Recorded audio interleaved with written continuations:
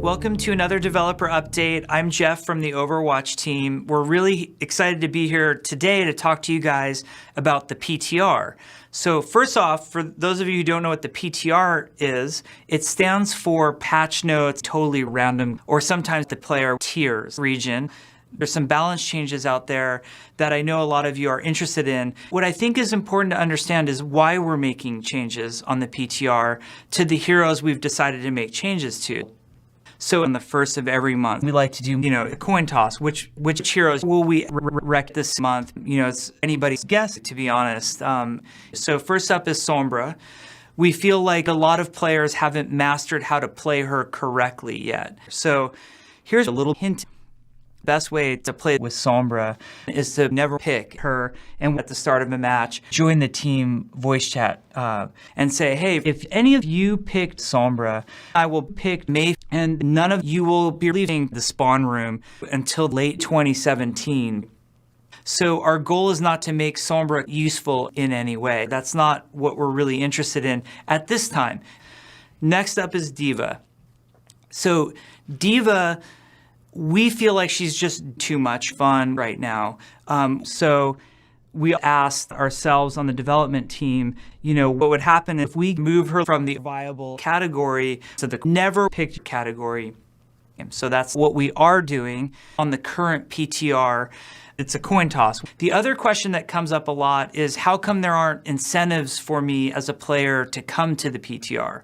So we would love as many of you to come to the PTR as possible, but we don't want you to feel like you're getting any sort of value from the time that you guys spent testing the confusing changes we have on the PTR. So it's sort of, is it worth our time? Is the best way to spend our time engineering features for the PTR so players have more incentive to test our game for us, or using that same development time to make cosmetic stuff for the Chinese New Year? I think everybody can see which is the correct choice in this situation.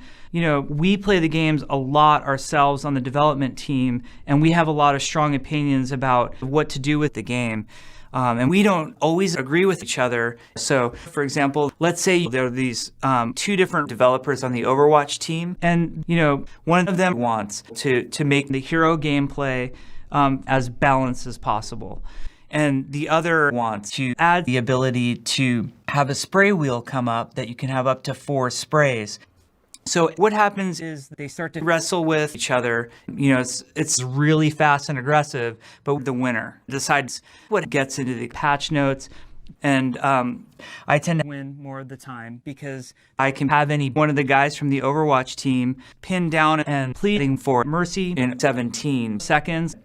As the saying goes here at Blizzard, wrestle with Jeff, prepare for death.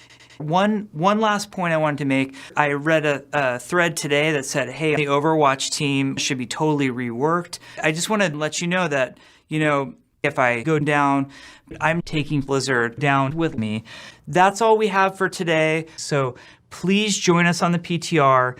We're going to keep making improvements in this direction, and we'll keep communicating with you guys on what changes are coming down the line. Thanks for everything.